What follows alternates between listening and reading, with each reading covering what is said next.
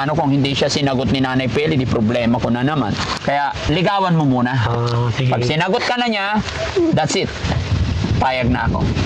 Okay? Bakit ba gusto mong sumama sa amin? Kaya ibibinta ko na yung Daddy Frankie para magsasama na rin kami kay Yaya Pili. Doon na kami titira sa inyo. Doon na kayo. Sa inyo para kami nang magkasama.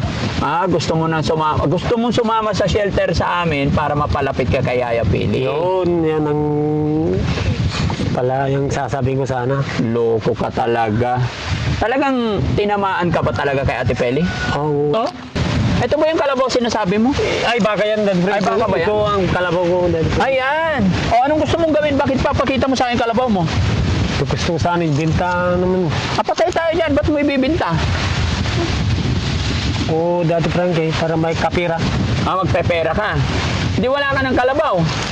Wala na, ibibinta ko na. Bakit mo nga ibibenta? Anong rason? Lapit ka sa kalabaw mo. Mabait ba yan? Matatakot naman yata, Daddy Frankie. Bakit? Akala ko ba kalabaw mo yan? Oo nga, natatakot. Nanunuwag? Para natatakot kapag may tao naman yata. Ay, hindi Suyuin mo. Hoy, ako si Daddy Frankie. Batiin mo daw si Daddy Frankie Lini. Ano pangalan niya? Lini, Daddy Frankie. Bakit Lini? Babae kasi, Daddy Frankie. Ay, bakit mo pinangalan kay Lini? Oo, para maganda. No?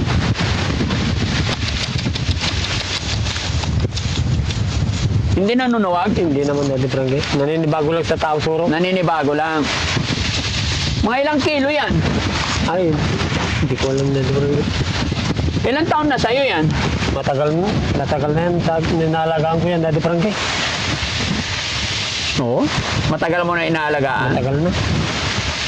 Ang laking pakinabang yung mga kalabaw, no? Anong kinakain niya ngayon? Andyan lang. Mamaya, Daddy Frankie, kukuha ng pagkain. Ay, ano ang daming damo? Ay, mais yan, Daddy Frankie. Hindi, yun nasa pilapil, gapasin. Oo, hindi naman. Yung pagkain. Oo. Pilapil. Bakit mo ibibenta? Para? Magkapira, Daddy Frankie. Eh, di wala ka ng kalabaw. Kahit na, parang kung na. Sasama ako na lang sa inyo. Sasama ka na lang sa akin. Oo, Daddy Frankie. Ayan, mga kababayan, no? Si Kuya JJ, benta na raw niya yung kalabaw niya sa akin. Sasama na sa amin. Eh, anong gagawin ko sa kalabaw? Ibibinta rin, ikakatayin. Katayin na lang, kawawa naman. Gawin natin karne. Karne. Karabis mangyayari dyan. No? Magkano naman? 80,000, Daddy Frankie. Ang mahal pala ng kalabaw, no? Hindi ako lugi pag 80,000, guys. Ha? Ha? Walang kinakain. Payat? Payat daw. Walang kinakain eh. Hindi pa kumain kasi. Ha? Tignan nga natin. 80,000 daw, guys. Pwede na ba? Hindi ako marunong eh.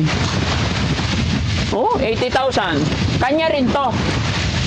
Kariton ko yan din, Daddy Frankie. Kariton mo yan. Hinihila niya yan. Oo. Pero nasira yung gulong kahit dito na lang, yan na lang ginagamit ko. Iba naman. Sa'yo din yan. Kay kuya ko, Daddy Frankie. Sinong kuya? Kuya, yung panganin namin. Yung nasa unang bahay. Yun ang Sa pangalan kanya rin namin. yan. Sa kanya. Etong dalawang baka.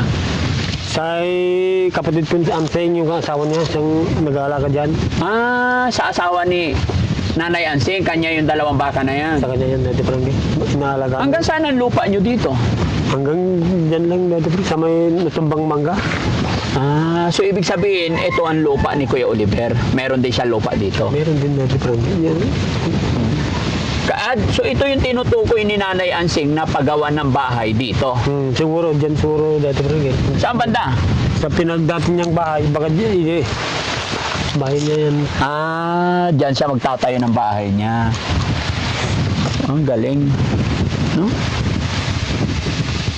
Okay. So seryoso ka talaga na ibibenta mo yung kalabaw mo? Oo, Daddy Frankie. Para makakasama tayo. Magbablog ka na ba? Sasama ka sa akin eh, magbablog ka na. Hindi naman. Alalay ba? Alalay. Cameraman ba? Ganun. Oy! Oo. Hahawak ka na rin ng camera. Oo. Kung gusto nyo, di ako ganun ang trabaho. Parang hindi ka ngayon naka-Gatorade Ha? Wala sir. Wala dati Frankie. Walang Gatorade ngayon. Wala ngayon. Nagtanim kasi. Nagtanim ka. Mamayang hapon ulit, tatanim ulit.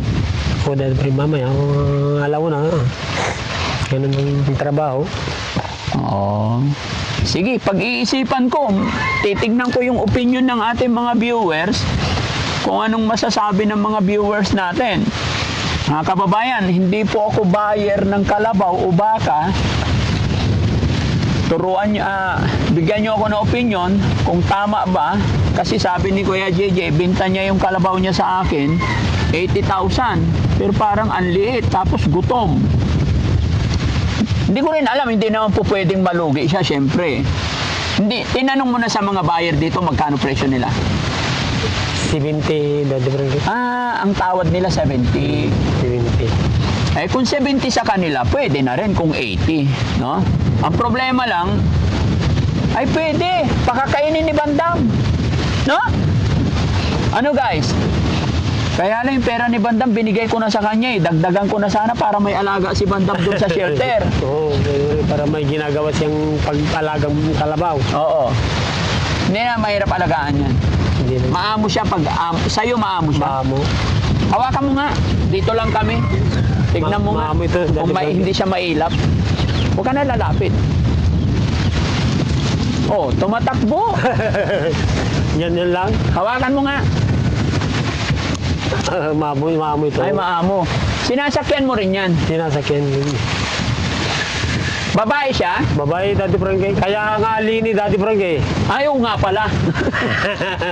Hindi siya buntis? Hindi dati Frankie. Ilan na yung anak niya? Dalawang beses nang nanganak ito dati Frankie. Asan yung anak niya? Wala, bininta ko na rin. Bininta mo? Sinong tatay? Wala tatay. Ha? Wala ang tatay. Hindi, yung tatay ng anak niya. Wala na ito dati Frankie. Wala na. Galing, no? Pang merienda mo. Salamat dati Frankie. Ha? Salamat. Hindi pambili ng ano, ha? Hindi pambili ng Gatorade, pambili ng merienda. Sige. Oo, dati Frankie. Ayun, mga kababayan, ito yung sinasabi ni Tatay JJ. Pero pag-isipan muna natin, hindi pwedeng padalos-dalos. Kasi pag dinala sa shelter yan, malamang karne yan. Di ba? Eh, paano kung hindi siya sinagot ni Nanay Peli, di problema ko na naman. Kaya, ligawan mo muna. Sige. Pag sinagot ka na niya, that's it. Payag na ako. Okay? Salamat po, bye-bye, and God bless po. Bye-bye.